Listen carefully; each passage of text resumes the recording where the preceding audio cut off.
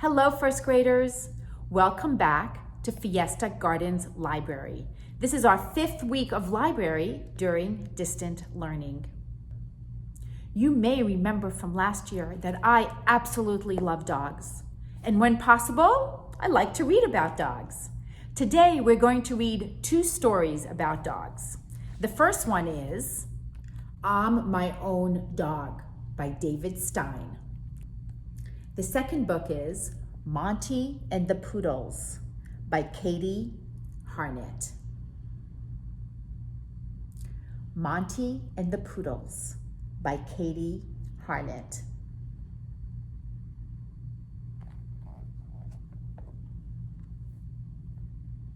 I hope you enjoy today's books about dogs.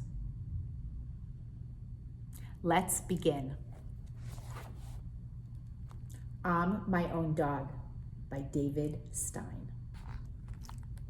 I'm my own dog. Nobody owns me. I own myself.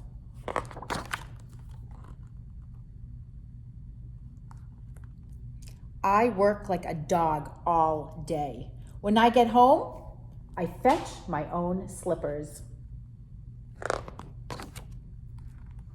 I curl up at my own feet. Sometimes, if I'm not comfortable, I tell myself to roll over, and I do.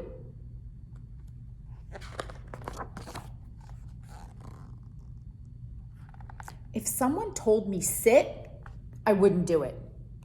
Even if they said, I'll give you a bone.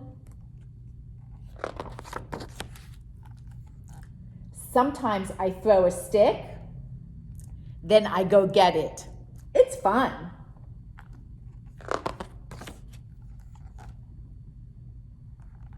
Every morning when I look in the mirror, I lick my own face because I'm so happy to see me. I say, good dog, good dog. I am a good dog.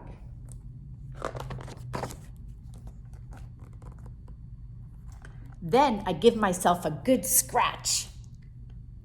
But there's always one spot I can't reach, right in the middle of my back. One time, it got so bad, I let someone scratch it.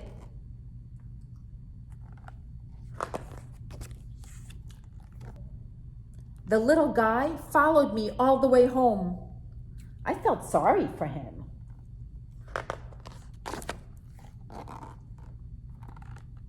So I got a leash. How else am I supposed to lead him around? Come on, I say, come on, boy, I'll take you to the park. I like showing him things. Look, look, that is a squirrel, I say. I even taught him the stick game. I have him throw. I don't know if he understands all my commands yet, but he's learning. Sit, sit, good boy. Some folks say they're not worth the trouble. You can't keep them from yapping.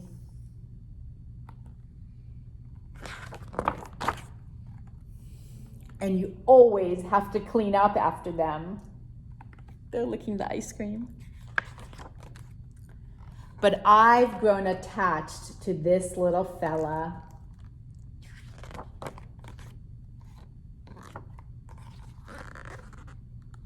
Between you and me, I'm his best friend. I'm My Own Dog by David Stein. And I have another book about dogs. This one is called Monty and the Poodles. The author is Harnett.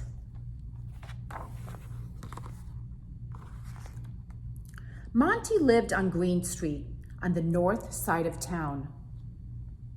Ginger lived in Poodle mansions on the south side of town.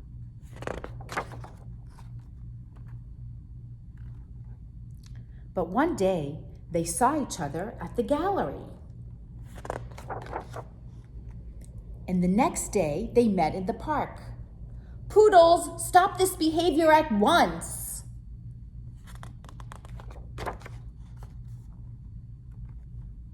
Monty had thought that Poodles weren't friendly, but Ginger was very nice.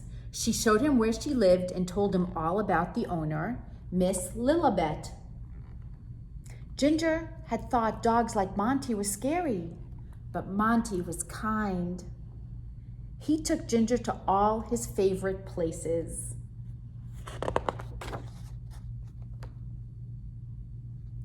But when Monty showed Ginger his home, he couldn't stop thinking about Poodle mansions.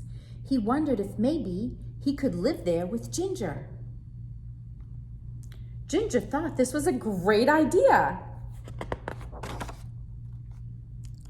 But Miss Lilibet was not pleased. Poodles only! That night, Monty was the saddest he had ever been. Ginger wasn't happy either, so she hatched a cunning plan.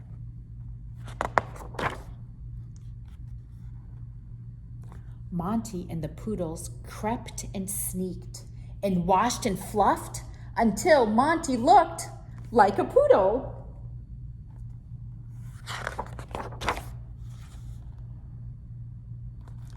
Being a poodle was even better than Monty could have ever imagined. Life was warm and full of cake. Can you see him? A poodle never speaks to scamps and mutts. A poodle is always neat and tidy. Poodles are seen and not heard. But life at Poodle Mansion, with all these rules, was very tiring for Monty, and he didn't see why he should pretend anymore. Pretend to be somebody that he wasn't. The Poodles liked him just as he was. So, from now on, he was going to be himself.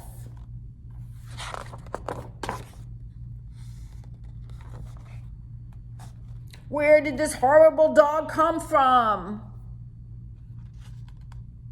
It didn't go so well. Days later, Ginger still hadn't seen Monty. Without him, Poodle Mansion didn't seem like such a nice place to live after all. So Ginger and the Poodles decided to find Monty. They looked in all of his favorite places. They looked in all of their favorite places. And finally, Ginger found him back in the gallery where they met. Monty was very surprised to see his friends, and he had a big surprise for them too. The cinema was old and drafty, but together they could make it into a beautiful home